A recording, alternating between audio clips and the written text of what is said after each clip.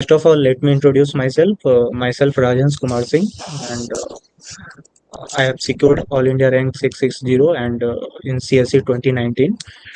And this year I was allotted Indian Railway Traffic Service, and I belong to Munger, Bihar, and I have a background in engineering. BTech in I have done my BTech in electrical engineering from NIT Durgapur, and I have some job 1.5 year of job experience, and then I came to this civil service preparation. So uh, thank you UPSC. I would like to thank UPSC time that they have given me opportunity to interact with you all. So they have given me a list of questions that you have since I have already asked that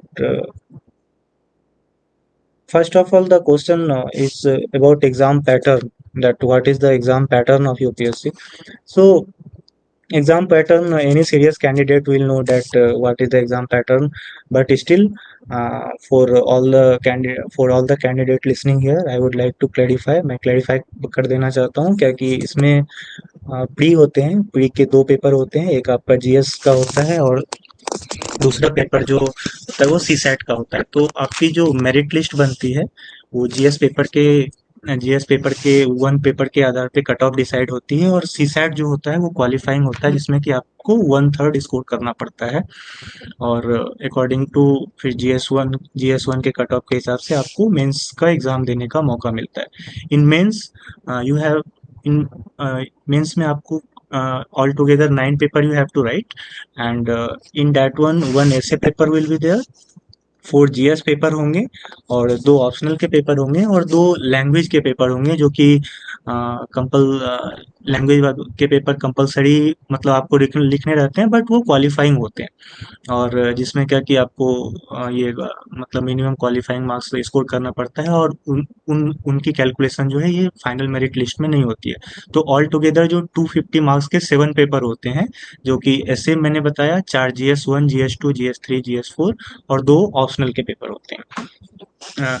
तो 1750 plus उसके बाद अगर जो आपने mains का cut off clear किया होता है, तो फिर जो है आपको इंटरव्यू कॉल आती है, और इंटरव्यू 275 मार्क्स का होता है। तो टोटल 2025 मार्क्स पे आपकी मेरिट बनती है, और अकॉर्डिंगली आपकी रैंक आती है, और आपको मतलब डिफरेंट 23 ऑल इंडिया सर्विसेज के लिए आपकी एलोकेशन होती है according to your rank and according to your choices. So now the second question it is that how to start preparation and when to start preparation. तो अगर जो आप अगर जो हम ये कंसीडर करते हैं क्या कि हाउ टू स्टार्ट प्रिपरेशन, तो हाउ में आप कभी भी शुरू कर सकते हो, ठीक है, और कैसे करना है तो इसके लिए ये डिपेंड करता है, कॉन्टेक्स्ट पे डिपेंड करता है क्या कि आपने जो है जैसे 10th या 12th तक आपका बैकग्राउंड क्या था। अगर जो आपकी बैकग्राउंड ह्यूमैनिटीज वगैरह की है तो आपके पास स्टार्टिंग में फिर बेस बनाने की उतनी ज़रूरत नहीं होती। लेकिन अगर जो मान लो आपने फिजिक्स केमिस्ट्री मैथ ले रखा था आफ्टर 10th, तो एक बार आपको शायद एनसीईआरटी की जो सारी बुक होती है जैसे इकोनॉमी के लिए, पॉलिटी के लिए या सिविल सोसाइटी, सोशल इशूज, तो सोसाइटी एक बोल के पेपर होता है, तो वो सब पढ़ना पड़ेगा आपको। और how to start preparation means you have to get your foundation very strong. और वेरी स्ट्रांग मीन्स क्या कि आपको चीज़ों की समझ आनी चाहिए क्या कि हाँ पॉलिटी में ये सारे चीज़ इशू हैं, ये हमें देखना है, ये नहीं ये देखना है। और अगर जो आपका 10th तक, और अगर जो आपने 10th तक अच्छे से पढ़ाई की हुई है, फॉर एग्जांपल मेरे केस में ऐसा ही था। लोग बोलते हैं क्या कि NCERT is must, NCERT is must, and even मुझे भी लगता है क्या कि हाँ NCERT is must, no doubt about that. But since मैंने अपने टेंथ तक जो है मैं काफ़ी अच्छे से पढ़ा था, इवन सारी जो ये ह्यूमैनिटीज जैसे ज्योग्राफी हो गया या फिर पॉलिटी की जो वो थी वो मतलब या सिविक्स की जो सब्जेक्ट थी वो मैंने अच्छे से पढ़ा था, तो मुझे फिर फाउंडेशन के लिए वापस से एनसीईआरटी पढ़ने की ज़रूरत नहीं पड़ी। और मैं जो है डायरेक्ट इस पे चला गया, स्टैंडर्ड बुक पे चला गया था। तो अगर जो if I have to summarize that this how to start a preparation, start with a solid foundation, get all the NCERTs up to class 10th or class 12th, and later on एक बार जब आपकी NCERT वाली book खत्म हो जाती है उसके बाद आप स्टैंडर्ड बुक पे जाते हो। फॉर एग्जांपल कि अगर जो आपको पॉलिटी पढ़नी है तो पॉलिटी के लिए स्टैंडर्ड बुक आप लक्ष्मीकांत के लिए जाते हो, ज्योग्राफी फिजिकल ज्योग्राफी के लिए आप जेसी लियोंग पे जाते हो, या फिर मॉडर्न इंडिया के लिए आप स्पेक्ट्रम राजीव अहिर की बुक है। ये तो आप यूट्यूब पे अगर जो सर्च करोगे क्या कि book list for the UPSC exam, you will get ample of videos sharing all this. So मैं जो है यहाँ पे उसी चीज को बार बार शेयर करके फिर से ये नहीं करना चाहूंगा क्या कि आपका टाइम, ये आपको भी पता है क्या कि क्या पढ़ना है। बस ये आप ध्यान रखना क्या कि मेरी तरफ से एक स्पेशल सजेशन आपको ये होगी, अम, क्या कि एक बार जब आपने किसी भी एक, पहले तो आप सोर्स अच्छा चूज कर लेना क्या कि, और जो अगर जो मान लो 15 लोग 20 लोग 30 लोग, अगर जो आप वीडियो देखोगे टॉपर्स के टॉक्स होते हैं, अगर जो वो 30 40 लोगों ने सेम बुक रिकमेंड की है तो आप जो है ट्रस्ट कर सकते हो और आप जो है वही बुक, वो बुक आप ले लेना। और उसके बाद जो है जैसे आपने एक बार सोर्स चूज कर ली तो उसके बाद डिविएट नहीं करना क्या कि फिर 4 5 दिन के बाद ऐसा न्यूज आया क्या कि अरे इसमें इसमें ये 2 3 एक्स्ट्रा पॉइंट आ गए हैं तो चल ये वाले ले लेते हैं, या फिर इसमें 2 4 एक्स्ट्रा पॉइंट आ गए हैं तो चल ये वाले ले लेते हैं। इसमें आप मत पड़ना। एक बार जो आपने कर दिया बस उसके बाद दैट्स इट। और उसी सोर्स पे आप बार बार रिवीजन, यहाँ पे रिवीजन की है और उसी सोर्स पे आप ये लगातार उसी पे उसी से पढ़ते रहना। Then that will be a formidable strategy to go further. And third question it was asked that daily hours of study, क्या कि आपको कितने घंटे की पढ़ाई करनी चाहिए। तो यहाँ मैं बोलूंगा इट डिपेंड्स क्या कि आप किस कंसंट्रेशन के साथ पढ़ रहे हो। ठीक है, अगर जो आप मतलब फोकस्ड स्टडी करते हो तो according to me 6 hour of study daily, 6 to 8 hour of study is the more than enough. और अगर जो आपकी थोड़ी कंसंट्रेशन लैकिंग है तो आपको शायद 10 घंटे के आसपास करना पड़ेगा। और मैं बोलूँ 10 घंटे के आसपास करो, लेकिन फिर भी मैं बोलूंगा क्या कि आप अगर जो रेगुलर पढ़ते रहोगे तो रेगुलर पढ़ते रहोगे इन द सेंस क्या कि अगर जो 7 दिन है, 7 दिन को आप ऐसे बांट सकते हो क्या कि 5 दिन, 5 दिन आप कुछ नया पढ़े और 2 दिन जो उस 5 दिन में जो पढ़े उस 2 दिन से आपने रिवीजन कर लिया। ठीक है, तो 5:2 का रेशियो रखो क्या कि 5 दिन ये और 2 दिन रिवीजन। अगर जो ऐसा करोगे तो ऑलरेडी जो है आपके चीज आपकी मतलब एक समझ जो है, एक आपका पर्सपेक्टिव डेवलप होता जाएगा और वो चीजें आपके दिमाग में रिटेन भी रहेगी। तो I would like to say that 6 to 8 hour focused study is sufficient, and it should be more than enough. Again, after that, the next question it was asked that the medium, ये एक perennial question है क्या कि UPSC के aspirant के लिए क्या कि हिंदी मीडियम लूं या इंग्लिश मीडियम लूं, हिंदी मीडियम इंग्लिश मीडियम। देखो, यहाँ पे मेरा ये सजेशन होगा क्या कि आप जिस मीडियम में कंफर्टेबल हो, क्योंकि you have to express a lot here, you have to write all together ऐसे ऐसे आपको 2500 वर्ड्स खुद के लिखने रहते हैं, जहाँ की आपको खुद से सेंटेंस फॉर्मुलेशन करने रहते हैं, आपको एक्सप्रेसिव होना पड़ता है, आपको अपनी कभी कभी ऐसे में इमोशन भी थोड़ी दिखानी पड़ती है। तो अ, जिस भी जिस भी मतलब मीडियम में आप कंफर्टेबल हो उसी को चूज करना। यस, मुझे पता है क्या कि हिंदी मीडियम के जो भी स्टूडेंट होते हैं उन्हें थोड़ा सा रिसोर्स कॉन्स्टेंट होता है। ठीक है, क्योंकि जैसे द हिंदू या फिर इंडियन एक्सप्रेस इस लेवल का कोई भी वो नहीं है, मतलब न्यूज़पेपर शायद हिंदी मीडियम में मतलब एडिटोरियल ये अवेलेबल नहीं है। Yes, I recognise this, but लेकिन यहाँ पे अगर जो आपको एक्सप्रेस करना है खुद को, और आप अगर जो आप यहाँ से मीडियम चेंज करने की सोचोगे सोचोगे तो वो थोड़ा ज़्यादा दिक्कत हो जाता है। क्योंकि आपको एक्स्ट्रा फिर एफर्ट लगाना पड़ता है क्या कि आपकी जो 20% एफर्ट जो है वो वेस्ट हो जाएगी लैंग्वेज कन्वर्सन में। तो मैं बोलूँगा क्या कि बेटर है क्या कि अभी बहुत सारे कुछ कुछ यूट्यूब चैनल भी हैं और कुछ ऐसे हैं जो कि हिंदी में भी डिस्कशन करते हैं, एडिटोरियल हिंदू के एडिटोरियल डिस्कशन करते हैं ऐसा। तो आप जो है वहाँ से आप खुद के लिए नोट्स बना लो, that will be a good strategy मेरे हिसाब से। क्या कि आप अगर जो मीडियम चेंज करने के लिए जाओ तो बी एक्सप्रेसिव। और क्योंकि आपको देख लो ऐसे भी लिखना है, जीएस लिखना है और दो ऑप्शनल के पेपर लिखने हैं, तो don't waste your time in changing the medium. और जो हिंदी वाले हैं उन्हें यस थोड़ा सा आपको एक्स्ट्रा एफर्ट लगाना पड़ेगा। और extra effort in the sense क्या कि जहाँ भी अच्छे न्यूज़पेपर या फिर एडिटोरियल या खुद के नोट्स तो आपको बनाने ही पड़ेंगे। ये आपके लिए थोड़ा सा एक्स्ट्रा आपको ये करना पड़ेगा। But don't channelise this energy into changing the medium. Again, six question था क्या कि पढ़ा हुआ याद कैसे रखें। सबके साथ ये प्रॉब्लम आती है। और क्या कि आप 2 दिन पढ़ा, 3 दिन पढ़ा, उसके बाद भूल जाओगे। ये ह्यूमन टेंडेंसी है, इसमें इट्स क्वाइट नेचुरल। तो इसमें आपको ना घबराने की ज़रूरत है, ना डरने की ज़रूरत है। और कभी-कभी इवन ऐसा होता है ना क्या कि जैसे आप मैं तो मेंस जीएस 3 या एक बार, हाँ, जीएस 2 या जीएस 3 के पेपर से 3 दिन पहले मुझे लगता था कि मुझे कुछ नहीं आ रहा है। ठीक है, आई वॉज लाइक मेरा दिमाग ब्लैंक हो गया इस टाइप का। तो ऐसी कंडीशन सबके साथ आती है। और कभी और हमेशा ऐसा लगता है, लेकिन आप ट्रस्ट योर माइंड, वो रिटेन करता है। मतलब खास करके जब आप एग्जाम से 1 या 2 दिन पहले ऐसा अगर जो फील कर रहे हैं, तो ऐसा मतलब ट्रस्ट योर माइंड वो होता है। लेकिन फिर भी क्वेश्चन वाज दैट क्या कि पढ़ा हुआ याद कैसे रखें। इसका एक ही सॉल्यूशन है, रिवीजन। आप जितने टाइम रिवीजन करोगे उतना ही आपको याद रहे, उतना ही अ, आपको याद रहेगा। ठीक है। और अगला रिवीजन, हाँ, अब हाउ टू रिवाइज, ये भी एक रिवीजन करें कैसे। तो रिवीजन के लिए आप दो स्ट्रैटेजी है। अगर जो आप डेली, जैसे जो आप पर for beginners I am talking about, क्या कि अगर जो आप मान लो क्या 8 घंटे पढ़ रहे हो, 8 घंटे को अगर जो आप 6 या 2 में बांट लेते हो, क्या 6 घंटे आप नई चीजें पढ़ो, 2 घंटे रिवाइज कर लो उन्हीं चीजों को। एक स्ट्रैटेजी ये भी हो सकती है।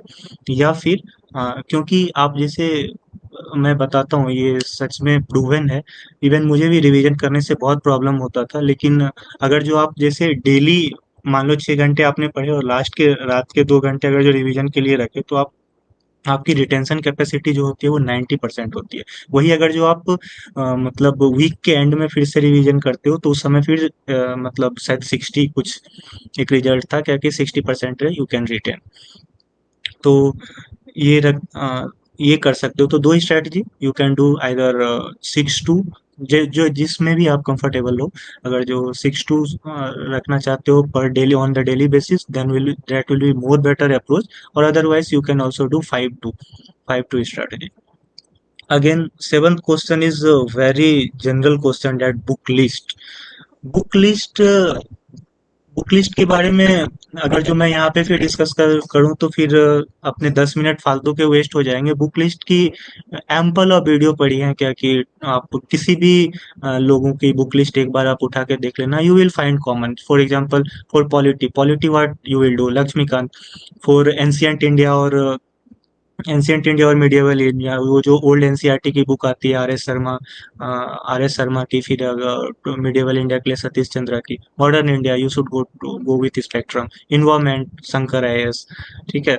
और ये ज्योग्राफी, जेसी लियोंग। और Mrunal Mrunal YouTube channel, you can go on YouTube channel and Mrunal's video is there, you can watch it. Economy के लिए मेरी मेरी पर्सनल चॉइस थी, मैं तो इकोनॉमी भी वहीं से किया था। और तो यही है more and list, book list. और करंट अफेयर के लिए आप जो अपनी आपकी जो खुद की नोट्स है, आप जो न्यूज़पेपर से बना रहे हो, दैट। और अदरवाइज आप जो है इसे कॉम्प्लीमेंट कर सकते हो किसी भी अच्छे कोचिंग के जो मंथली मैगजीन होती है, उससे आप ये कर सकते हो, और उससे कॉम्प्लीमेंट कर सकते हो। और लास्ट में रिवीजन के लिए you can use any one of them, either your notes, अगर जो आपने उसमें अपने नोट्स को रख दिया, या फिर बाकी दूसरे वाले मतलब अपने नोट्स में उससे कॉम्प्लीमेंट कर लिया, या फिर वो करंट अफेयर मैगजीन में अपने नोट्स को भी कंप्लीट कर दिया। तो that should be your strategy for current affair. Again, next question is essay writing. essay एक essay is one of the means most important paper I will say in the means, क्या कि essay जो है वो आपको काफी आगे तक भी ले जा सकती है और काफी पीछे भी आपको धकेल सकती है, तो you can't take this paper lightly. और अगर आप एक बार कभी भी वो कैंडिडेट्स के जो फाइनल जो मार्क्स लिस्ट आते हैं मेंस के, आप उसमें देखना, तो जीएस 1 2 3 इनके बीच अप्रोक्सीमेटली गैप जो होता है वो काफी कम होता है, क्योंकि सब लोग सेम सोर्स रेफर कर रहे होते हैं। और ज्यादा मतलब ज्यादा आप डिविएशन नहीं देखोगे। लेकिन अगर जो आप ये क्या बोलते हैं, जीएस, जीएस नहीं, ऐसे, इथिक्स और दो पेपर ऑप्शनल, ये जो 1000 मार्क्स के जो पेपर होते हैं, that is either make you in the list और it will break your dreams. So आप इसके लिए तो ऐसे राइटिंग के लिए आप स्ट्रैटेजी क्या होनी चाहिए, अगर जो आप आपने कभी भी कुछ लिखा है, आर्टिकुलेट कुछ किया है, मतलब जैसे कॉलेज लेवल पे या कुछ, तो आपकी एक इनहेरेंट एडवांटेज होती है। लेकिन अगर जो आप मेरे तरह हो, जैसे क्या कि आई वॉज एन इंजीनियर और हम लोगों की आदत थी क्या कि जितना शॉर्ट हो सके, जितना शॉर्ट फॉर्म हो सके, और ऐसे में अगर जो आपकी वो लैंग्वेज पे पकड़ या आपकी राइटिंग स्किल अच्छी है, तो ये एक एडेड एडवांटेज हो सकता है। लेकिन इसका ये मतलब नहीं क्या कि बाकी लोग कुछ नहीं कर, बाकी नहीं कर सकते। तो बट एक तो आपकी ऐसे की प्रिपरेशन कंटेंट जो होती है, वो आप जो न्यूज़पेपर डेली पढ़ रहे होते हैं, या फिर आप जीएस के लिए जो पढ़ रहे होते हैं, एथिक्स के लिए जो भी पढ़ रहे होते हो, आपको प्लेंटी ऑफ एग्जांपल्स मिलते हैं हर जगह से। तो ये कंटेंट के लिए आपको प्रिपरेशन करने की, कोई अलग से प्रिपरेशन करने की जरूरत नहीं है। बट स्टिल आपको इंट्रोडक्शन सिंस अच्छा लिखना रहता है, तो इंट्रोडक्शन के लिए आप क्या करोगे, मतलब छोटे छोटे कुछ अगर जो स्टोरीज मिलते हैं, एनेक्डोट्स जिसे बोलते हैं, एनेक्डोट्स का एक कलेक्शन रख लो, कोट्स का कलेक्शन रख लो, या फिर अगर जो कोई पोयम वगैरह लिखने में इंटरेस्टेड है, तो छोटा सा पोयम, लेकिन छोटा पोयम, 2 या 4 पेज का, 2 या 4 लाइन का, अगर जो आप पोयम वो स्टार्टिंग में, और खास रेलिवेंसी का ध्यान रखना, अगर जो आप ये सब कर सकते हो, तो ये आपके आपका इंट्रोडक्शन का काम हो गया। और बॉडी, बॉडी में आप मतलब ऐसे का वो जो भी आपका पूछा गया है, उसको आप जितने भी डायमेंशन में खोल सकते हो। For example social dimension associated with political dimension, economic dimension, geographical dimension, historical dimension, ethical dimension, legal dimension, there are so many dimension। अगर जो आप इसमें बस उसे जो है एक्सपेंड कर देना, और ये करना, और उसके बाद फिर जो है कंक्लूड करने से पहले आप एक बार समराइज कर देना, क्या कि ये सारे जो डायमेंशन आपने लिखे हैं, try to summarise it, and at the end conclude on a positive note. और इसके लिए अब मैं बोलूँगा क्या कि अगर जो आपको सीखना हो ना, तो आप किसी भी कोचिंग वाले के साइट पे चले जाना, आप टॉपर्स के नोट्स, या अगर जो आपको जो मिल रहे हो, तो वो भी आप ये आप जहाँ भी, अगर जो मान लो दिल्ली में ओल्ड राजेंद्र नगर या मुखर्जी नगर में आप अगर जो रह रहे हो, तो आपको इजिली फोटो स्टेट वाले के पास भी मिल जाएगा। तो आप वो ले लेना, और आप एक बार देखना क्या कि इसे स्ट्रक्चर कैसे कर रहे हैं वो लोग, और या फिर 2 डायमेंशन के बीच में कनेक्टिंग लिंक क्या है। तो ये सब एक बार आप अच्छे से समझ लेना। You should go through it and try to understand that how they are relating, means how social issue, how means are they doing abrupt changes, और the flow of essay is smooth और not. तो आप जो है ना, वो booklet लाके आराम से अच्छे से पढ़ लेना, मत पूरी और समझना क्या कि हाउ टू स्ट्रक्चर दैट ऐसे। उसके बाद जो है आप ट्राई टू राइट वन। शुरू में आपको प्रॉब्लम आएंगी, हो सकता है क्या कि आपका फर्स्ट ऐसे आपको खुद ही पसंद नहीं आए, लेकिन क्या आप उसी तरह इम्प्रूव करते हो। तो अब मैं तो बोलूंगा क्या कि वीकली, जैसे आप संडे को, अगर संडे संडे के संडे अगर जो आप एक ऐसे लिख लेते हो, तो डेट विल बी सफिशिएंट। क्या कि आपने ये बिफोर मेंस देने से पहले आप अगर जो 10-15 ऐसे लिख लेते हो, तो मोर देन इनफ। अगला है करंट अफेयर। और करंट अफेयर, जैसे अगर जो आप मान लो प्री के लिए पूछ रहे हो, तो प्री के लिए मैं बोलूंगा क्या कि current affair, yes it is important, and लेकिन करंट अफेयर में क्या होता है ना, क्या कि प्रोपोर्शन ऑफ टाइम, आप जो है स्टैटिक के लिए जितना टाइम देते हो और करंट अफेयर के लिए टाइम देते हो, तो बहुत बार क्या होता है कि नोइंगली और अननोइंगली जो है आप करंट अफेयर पे बहुत ज्यादा अपना टाइम वेस्ट कर रहे होते हो, और स्टैटिक पे आप कम देते हो। तो यू शुड ऑलवेज रिमेम्बर क्या कि स्टैटिक जो है, अगर जो आपने इसे मजबूत कर लिया अच्छे से, तो ये आपका फिक्स हो गया, क्या कि हाँ, यहाँ से अगर जो आप कोई भी सवाल आएगा, वो तो मैं कर ही दूंगा। तो try two means strong your static portion very very, means आपका जो है एकदम कंप्लीटली ऑयल्ड अप रहना चाहिए स्टैटिक वाला portion. For example history, geography, polity, Laxmikanth वगैरह से जो एक भी क्वेश्चन आए तो वो छूटना नहीं चाहिए। और वो कोशिश करना क्या कि आप जितना भी अच्छा हो सके उसे अच्छे से बार-बार रिवीजन करके तब जाना। लेकिन अब करंट अफेयर के लिए मैं बोलूँगा क्या कि आप तो एक तो अपना खुद का जो न्यूज़पेपर का नोट्स बना ही रहे थे, और जो मैंने पहले भी बताया क्या कि आप कोचिंग मटेरियल वाला भी पर मंथ मंथली मैगज़ीन आप कोई भी जो भी फॉलो कर रहे हैं उसी पे स्टिक रखना खुद को, और उसी में अंडरलाइन कर लेना, या फिर जो भी आप याद रखने के लिए जो भी इम्पोर्टेंट चीज़ है वो आप करते रहना। और ट्राई टू डू क्या कि 3 से 4 रिवीजन मतलब अच्छे से हो जाए, तो आई थिंक क्या कि आपके सबकॉन्शियस माइंड में इतना रहेगा क्या कि आप वो कर ले जाओगे, या फिर आप जो है ऑप्शन एलिमिनेशन की सहायता से वो कर सकते हो। तो करंट अफेयर के लिए तो मैं बस यही बोलूँगा क्या कि आप यही करते रहना, बट स्टैटिक को आप भूलना मत, ठीक है? Static should be your main target later that current affair वो। और आंसर राइटिंग प्रैक्टिस, अगला कि आंसर राइटिंग प्रैक्टिस हमें कब करना चाहिए? तो आंसर राइटिंग प्रैक्टिस के लिए मैं बोलूँगा क्या कि at least try to finish the syllabus once.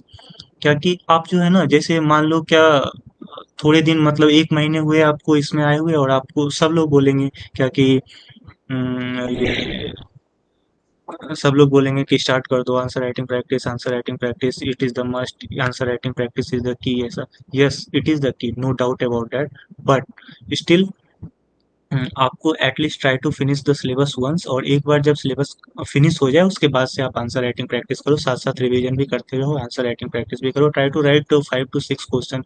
बहुत coaching means like many coachings are posting daily questions that from daily newspaper और even static portion. Try to answer that. और स्टार्टिंग 5 से 6 क्वेश्चन आप अगर जो डेली लिखते जाओगे तो काफ़ी अच्छा रहेगा। और फिर आप बाद में तो टेस्ट सीरीज ज्वाइन करना ही है, तो टेस्ट सीरीज अगर जो आप टेस्ट सीरीज और आपने अगर जो ज्वाइन कर रखी है तो try to give that regular test also, that will be that you can also do.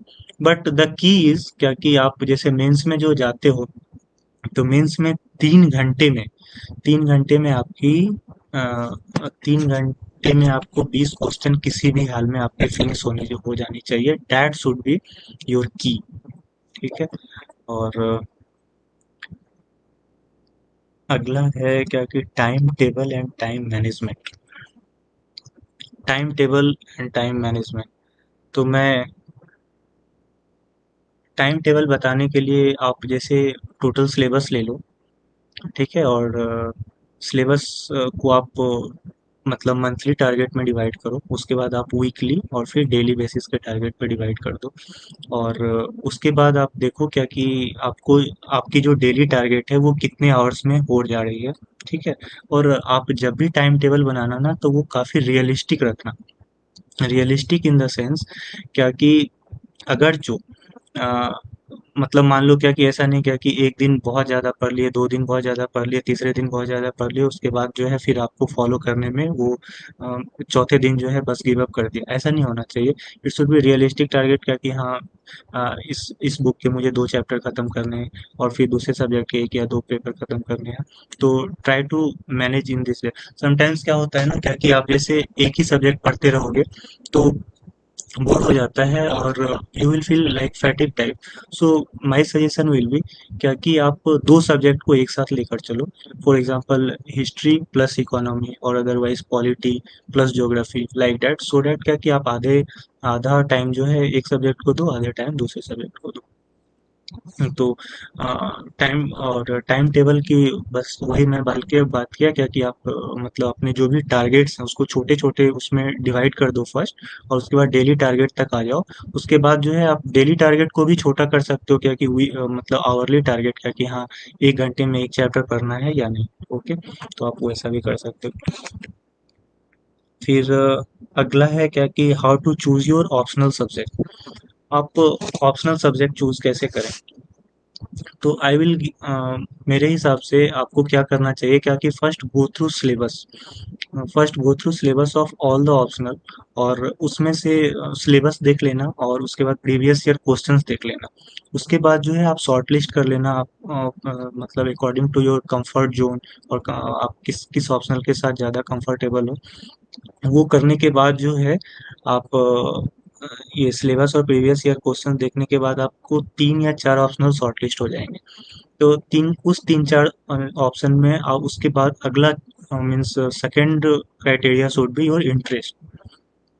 बहुत सारे लोग ये रहते हैं क्या कि आजकल ज्योग्राफी परफॉर्म नहीं कर रहा या पब्लिक एडमिनिस्ट्रेशन अच्छा परफॉर्म नहीं कर रहा, बट आई विल से क्या कि मेरे ही बैच में लगभग हर एक ऑप्शनल से यहाँ पे लोग सिलेक्ट होकर आए हैं। और ये इट डजेंट मैटर क्या कि आप कौन सा ऑप्शनल चूज कर रहे हो। मैंने पॉल साइंस चूज किया, किसी का ज्योग्राफी से भी यहाँ सेलेक्ट हुआ, कोई फिलोसफी ऑप्शनल से भी आया है। तो फर्स्ट क्राइटेरिया क्या कि आप सिलेबस या प्रीवियस ईयर क्वेश्चन देख के आप 3 4 ऑप्शनल शॉर्ट लिस्ट करो। उसके बाद फिर आप देखो क्या कि आपका इंटरेस्ट किस में ज़्यादा है, आपका कंफर्ट लेवल किस में ज़्यादा है। ये दोनों देखने के बाद आपका इंटरेस्ट और comfort level should be your main criteria. वो देखने के बाद आप लास्ट में अगर जो मान लो क्या क्या कि आपको फॉर एग्जांपल क्या कि आप if you are confuse between sociology and comfort and political science and international relation, तो उसके बाद फिर आप थोड़ा सा और भी देख सकते हो क्या कि ओवरलैपिंग सिलेबस के साथ कैसा है ये वो, और आपको जो फिर उन दोनों में से जो ठीक लगे यू कैन चूज दैट। उसके बाद अगला है क्या कि मैप समझ नहीं आते, तो उसका क्या करना है। तो आप जो जैसे मतलब मैप के विषय में मैं क्या बोलूँगा क्या कि आप 3 मैप अपने रूम पे रखना। फर्स्ट एक वर्ल्ड का फिजिकल ज्योग्राफी मैप जो होता है वो रखना, वर्ल्ड का एक पॉलिटिकल मैप रहता है वो रख लेना, और एक इंडिया का जो है पॉलिटिकल मैप, वो तीनों रख लेना। और जब भी जैसे करंट अफेयर के हिसाब से जो भी न्यूज़ चल रही है, या आप जब भी अपने ज्योग्राफी का प्रिपरेशन कर रहे हैं, तो जो भी चीज़ें I for example Rocky mountain आया या एंडीज माउंटेन आया या फिर तो आपको जाके एक बार वो नज़र ये मतलब वर्ल्ड के फिजिकल मैप पे भी आप देख सकते हैं क्या कि वो रॉकीज या एंडीज कहाँ है। या फिर फॉर एग्जांपल सपोज इसराइल और पैलेस्टीन का इशू आया, तो आप वो भी देख सकते हो क्या कि कहाँ इसराइल और पैलेस्टीन कहाँ है। कभी बहुत बार ये इसकी बात चलती रहती है, साउथ चाइना सी की बात चलती है, इंडो पैसिफिक उसकी बात चल इंडो पैसिफिक पूरा ज्योग्राफिकल कंस्ट्रक्ट की बात चलती रहती है। तो आप जब भी इस टाइप के टर्म को सुनो, तो बेटर क्या कि आप एक बार मैप पे आके उसे एक बार लोकेट करने का देखो क्या कि हाँ ये कहाँ है। और map plays a very important role in the sense क्या कि अ, ये आपको ऑप्शन एलिमिनेशन में भी हेल्प करती है, और मैप से कभी मतलब प्रीलिम्स में 1 या 2 क्वेश्चंस भी आ जाते हैं। तो you should be thorough with all this maps. उसके बाद सेल्फ स्टडी कैसे करें। सेल्फ स्टडी कैसे करें, अ, अ, इसे जैसे आप सेल्फ स्टडी कैसे करें, आप पढ़ाई तो आपको करनी है। तो ये जैसे आप मान लो वही इसको इसे मैं क्या इसमें बताऊँ क्या कि आप self study, if you the I think the more better question should be क्या कि how to do effective means how to do focused study और how to do effective study. तो इफेक्टिव स्टडी के लिए वही मतलब जो मैंने बताया, daily targets that is one of them.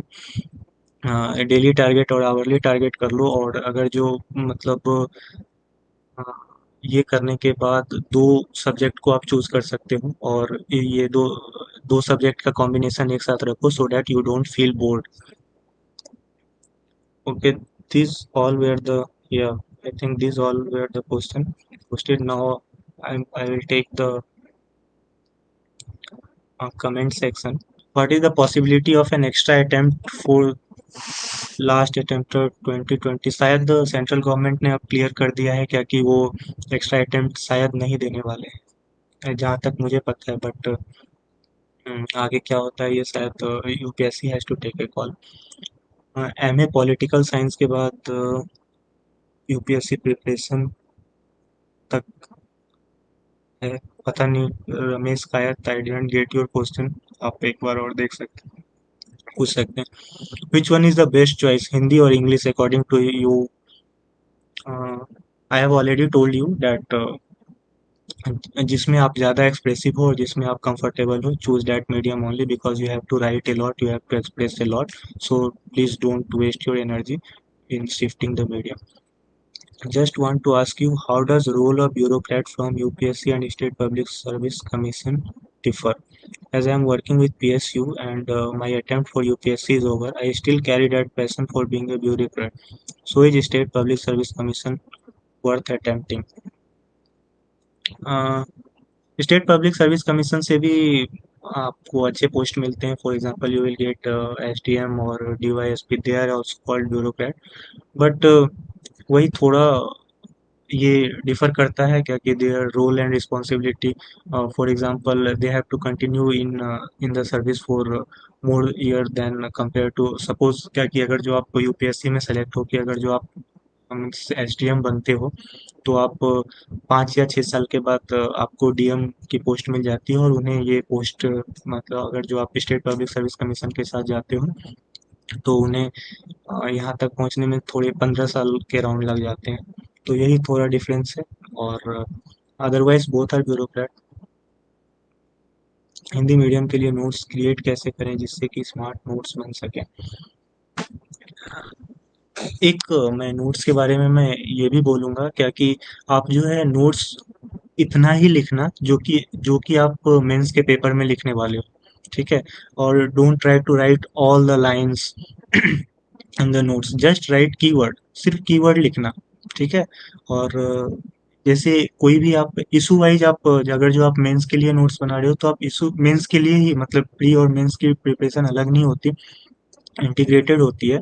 और अगर आप जैसे मेंस के लिए बना रहे हो तो उसी में आप कोने में थोड़ा अगर जो उससे रिलेटेड कुछ कुछ रेलिवेंट डेटा है तो आप लिख सकते हो। और ट्राई टू, आपकी नोट्स बल्कि नहीं होनी चाहिए। मैंने बहुत सारे को लोगों को देखा है क्या कि मतलब 1 महीने में ही वो एक पूरा रजिस्टर भर देते हैं। फिर इसी तरह आप सोचो क्या कि इतने सारे हो गए, 12 रजिस्टर अगर जो हो गए, फिर आपको उन्हें रिवाइज भी तो करना है।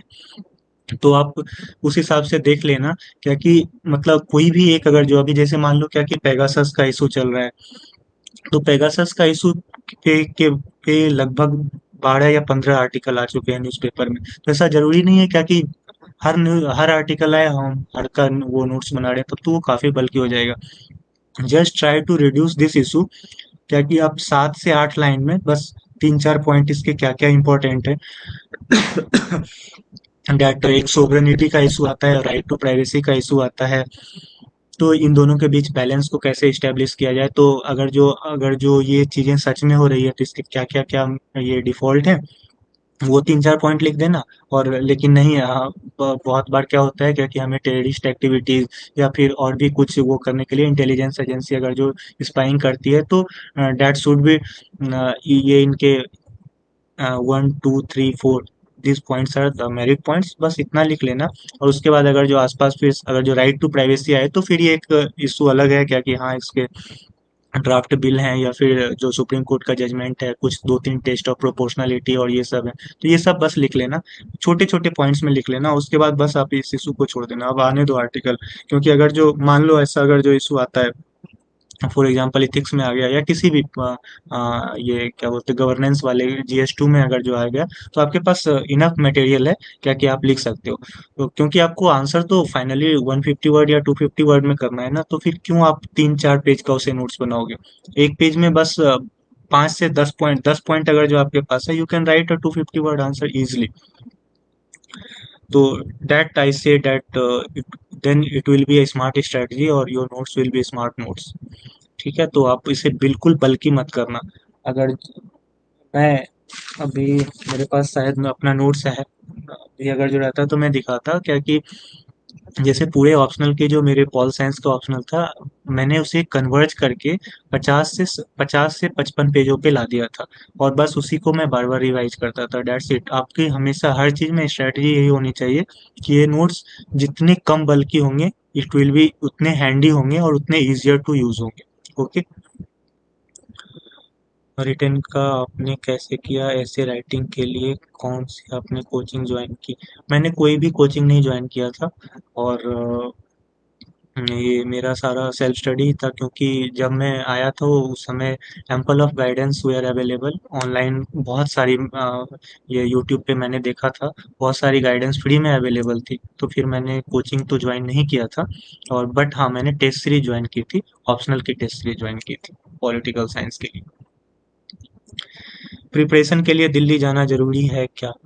अब तो शायद सब लोगों को क्लियर हो ही गया होगा, और सारे कोचिंग वाले भी ऑनलाइन मोड पे शिफ्ट हो ही गए हैं, तो आई डोंट थिंक दैट ये दिल्ली को जाना कोई कुछ भी ज़रूरत है।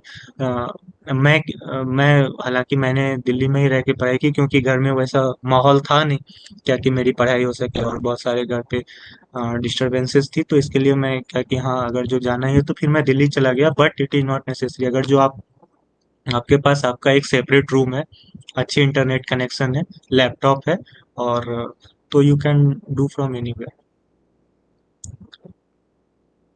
Should we directly join coaching और आफ्टर कंप्लीटिंग एनसीईआरटी? अगर जो आप एनसीईआरटी कंप्लीट करके ज्वाइन करते हो तो I think that it will be better. How to handle C set?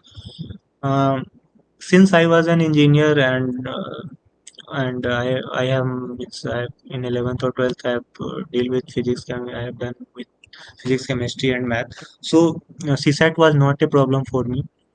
But ये लास्ट के दो सालों से क्या हो गया है, क्या कि सीसेट काफ़ी ट्रिकी हो गया है। और मेरे बहुत सारे, मेरे मतलब बहुत अच्छे अच्छे जो कि सिंसियर वो दोस्त थे, जो जिन्होंने पहले जो है वो क्लियर कर रखा था, वो भी, उनके साथ भी इस बार प्रॉब्लम आई थी, क्या क्या वो सी सेट उनसे क्लियर नहीं हो पाया था। तो अगर जो आपको सी सेट में कुछ प्रॉब्लम आ रही है तो डेफिनेटली आपको सी सेट की भी प्रिपरेशन करनी चाहिए। और सी सेट की प्रिपरेशन के लिए मैं बोलूँगा क्या कि सबसे बेस्ट तरीका है क्या कि आप 5 साल के जो 2014 से लेके 2020 के पेपर सॉल्व कर लेना सी सेट का। तो आपको आइडिया हो जाएगा क्या कि किस टाइप के क्वेश्चन पूछे जाते हैं, किस टाइप के क्वेश्चन पूछे जाते हैं, और किस लेवल के। फॉर एग्जांपल क्या कि अगर जो कैट लेवल होता है तो वो बहुत ज़्यादा, उतना भी ज़्यादा वो लोग डीप में नहीं जाते हैं। यस, बेसिक लेवल के question, for example work, time, speed, distance, और फिर लॉजिकल रीजनिंग के जो क्वेश्चन होते हैं, फिर रिलेशन बेस्ड क्वेश्चन होते हैं, ये सब एक बुक भी आती है शायद, टीएमएच, टाटा मैकग्रो हिल्स की कोई एक बुक आती है, या फिर अरिहंत पब्लिकेशन की, आप एक बार वो लिख के वो देख लेना। बट 5 साल की आप पेपर लगा लो और अच्छे से कर लो, I think that will be more than enough. अभी 8th में हूँ तो क्या लक्ष्मीकांत पढूं क्या सर? स्पेक्ट्रम 4 बार पढ़ी है। हाँ, बहुत अच्छी बात है। अगर जो आपने 8th में ही लक्ष्मीकांत और स्पेक्ट्रम के बारे में अगर जो आपको पता भी है तो दैट इज़ वेरी गुड। और best of luck for you that you have done means spectrum आपने 4 बार अगर जो पढ़ रखी है। ड्यूटी के साथ सेल्फ स्टडी कैसे करें? ड्यूटी के साथ सेल्फ स्टडी मतलब आप कुछ भी करो, आप बस ये इंश्योर कर लो क्या कि आपको 5 से 6 घंटे अगर जो आप निकाल पा रहे हो तो, और फोकस्ड वे में, आई थिंक इफेक्टिव स्टडी आप आपके लिए थोड़ा सा और मतलब आप जितना भी समय निकाल पाओ, मेरे हिसाब से तो अगर जो आप 5 से 6 घंटे निकाल पाओ तो काफ़ी अच्छा होगा। बट स्टिल आप जो है, अगर जो आपको कहीं जाना पड़ता है तो उस समय आप एडिटोरियल डिस्कशन वगैरह सुन सकते हो, या अगर जो ये सब यू कैन मैनेज तो आप कर सकते हैं। और लास्ट के मोमेंट पे, जैसे अगर जो मान लो प्री आने वाला हो या फिर मेंस आने वाला हो, तो आप थोड़ा लीव लेके मीन्स 15 to 20 डेज आप लीव ले लेना, और उसके बाद आप करना। क्या जॉब के साथ प्रिपरेशन हो सकता है? हाँ, मैं ये आफ्टर, हाँ, सेकंड और थर्ड अटेम्प्ट, मेरा थर्ड अटेम्प्ट में सिलेक्शन हुआ था, and second and third attempt जो है वो मैंने मतलब पार्ट टाइम जॉब करते हुए ही दिया था। हाँ, और बट वही होता है क्या कि अगर जो आप जॉब के साथ कर रहे होते हैं तो उस समय आपको टाइम वेस्ट करने का स्कोप जो है वो काफी कम होता है, और you have to do effective study. But या yes, it is possible. Please tell me about the GS1 paper. GS1 paper consist of geography, history, art and culture, and society. ये इन 4 चीज़ों से मिलाकर जीएस पेपर बना होता है। और for art and culture, you can refer to Nitin Singhania book. I have already told you about history. And any more question if you are willing to ask, otherwise we can end this session. Okay, thank you everyone, and